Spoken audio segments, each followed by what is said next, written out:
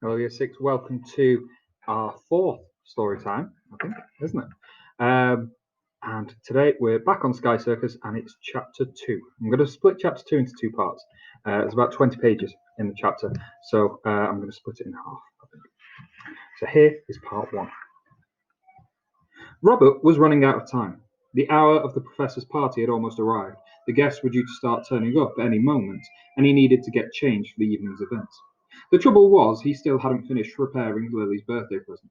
He'd always intended to have the pocket watch mended by her 14th birthday at the very latest, and to give it to her as a surprise, but here he was, still working on it at the 11th hour. And here the watch was, still not working. At least Malkin had stopped gnawing on his trousers. That was one less distraction. Though the threadbare old clockwork fox was still curled up beneath his desk, getting under his feet. What's taking so long? Malkin asked, blinking his black eyes. You said you'd be finished by now. One more piece. Robert peered down through his magnifying glass at the watch's interior. The hairspring, gear train, balance wheel, fork pin, and escapement mechanisms were perfectly balanced and aligned, like a miniature landscape. On the top edge of the case, beneath the crown, was the maker's mark, TT, for his da, Thaddeus Townsend. The pocket watch had been made by Thaddeus years ago, and Lily's papa had bought it and given it to her for her 9th birthday. But the caliber inside the case had stopped when he, Lily, and Malkin had fallen into the Fleet ponds on Hampstead Heath after jumping from a moving airship, and since that day Robert had taken it upon himself to repair it. He'd spent months cleaning every interior element of the watch, and now he had only to replace one last jewel bearing that balanced the pivot wheel. He took up his tweezers and carefully picked the tiny glinting gem up from his desk. His hands shook as he held it over the watch case and teased it into place. What have you got, Lily? He asked Malkin. More to distract himself than anything else. The fox drew back his lips, revealing yellow teeth. I shan't tell you. It's a surprise. Robert wondered if that surprise was the dead mouse. He'd seen Malkin nudging around the dusty corner of the hallway the other day, but didn't dare ask. The bearing slipped smoothly into its fixing, slotting in with the other parts. Robert closed the watch case over it. There. His work was complete. His belly fluttered with excitement as he wound the watch for the first time and brought it up to his face. He could hear the tick of the parts in the caliber. And the hands moved smoothly, just as they should. He set the time by his new mantel clock and then slipped the watch into an envelope, which he tied with a red ribbon. Now he could give it to Lily as soon as he saw her. He stood and changed quickly into his outfit for the evening, a dress shirt, sharp black trousers, and shoes that shone bright as buttons. He tucked away his Mars silver moon locket that he always wore beneath his shirt collar, before tying his bow tie and finally adjusting his cod-shaped cufflinks. Then he pulled on a long-tailed, silk-lined suit jacket and put the envelope containing the watch in its pocket, before stepping over to the full-length mirror next to the washstand and admiring himself. He didn't scrub up half bad. The suit still fitted, just about. He'd worn it to the Queen's Diamond Jubilee in July, and for his own birthday last month, though it had got a little short in the sleeve since then, he observed. And his reflection now grazed the top of the mirror. With delight he realised he must have grown. Perhaps he was destined to be the most statuesque one in his family. His da hadn't been a particularly tall man when he'd been alive, and his ma and little sister, Caddy, who he'd first met over the summer, had both turned out to be rather dainty in stature. Currently, the pair of them were travelling the world performing in their spiritualist show, and though they'd promised to return soon, Robert wasn't sure how long that would be. He wished they'd come to see him.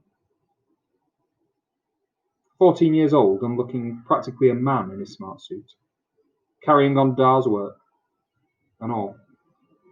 How proud they'd be of him. Though his hair was still a mess, he reached over to the washstand for a glop of pomade and ran a hand through his tangle of curls, trying to straighten them out. It didn't work. The hair sprang back almost immediately, its unruly spirals twirling around the tips of his ears like over-enthusiastic ivy. He gave up and, after washing his hands in the basin, straightened his bow tie instead. When he'd finally finished, he did up the breast button on the front of the suit. "How do I look?" he asked Malkin, who was now rustling the tissue paper in the suit box that lay on the bed, trying to make a nest with it. The fox gave a black-lipped sneer and wrinkled his threadbare nose. "Like a penguin who's just lost a job as a waiter." "Thanks." Robert contemplated trying to wrestle a ribbon around Malkin's neck. Partly in honour of the evening's occasion, and partly in revenge of his snide comment. Then he remembered how sharp and snappy Malkin's teeth got when he was angry and thought better of it. "I think Lily's hiding from us," Malkin said. "Or sulking. You know how bad she gets when she thinks no one's paying her any attention. And that's when it's not even a birthday. Clank knows what she'll be like tonight, with a party where she's not the main event. At least we've got our gifts to cheer her up. You'll carry mine for me, won't you, Robert?" Malkin jumped off the bed and nudged something small and furry towards him along the floor. It was the very dead mouse Robert had feared. "I've no opposable thumbs, you see." "All right." Wearily, Robert picked up the deceased rodent and put it in his pocket. He found it best not to argue with the fox in cases like this. At least Lily would be pleased with his present. He was pretty chuffed himself with how it had turned out. His clockmaking skills were improving, and one day he would be a master horologist, just like his dad. He was, he realised, gradually becoming the sort of person who could put anything back together, no matter how broken it might be. Downstairs in the hall, all the lamps were lit and the front door was open. Lily was nowhere to be seen, but in the foyer, the first few visitors had already materialised. Outside, in the glowing sunset, a queue of handsome steam cabs waited to disgorge the rest of the guests onto their front steps. Professor John Hartman, Lily's father, was standing in the vestibule, shaking hands and bowing politely to each and every new arrival as they entered the house. When he glimpsed Robert and Malkin at the base of the stairs, he surreptitiously beckoned them over. "Have you seen Lily?" he asked. Robert shook his head. Malkin shook his snout.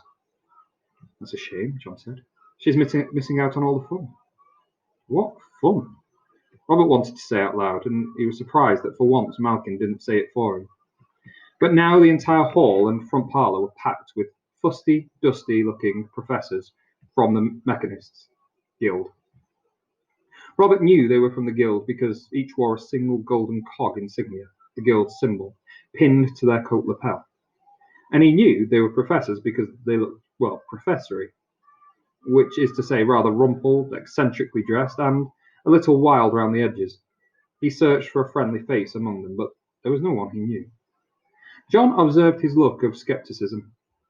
"I invited some of Lily's pals, that reporter Anna Quinn and her assistant Bartholomew Mudlark." "Where are they, then?" Malkin queried. "I don't know," John replied, "but they promised to put in an appearance. This lot have flown in on the evening transport, Zep, but Anna's probably bringing Tolly in her own airship." "You mean Ladybird?" Robert asked. "That's the one," John nodded. "After they've arrived, and when the presentation part of the evening's over, I'm going to give a little speech for Lily at around 9, and give her birthday gift in front of everyone."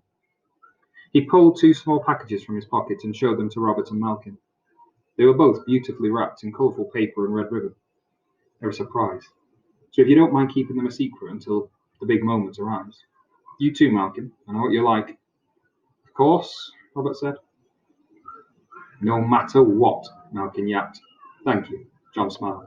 "In the meantime, go see if you can discover where Lily's got to.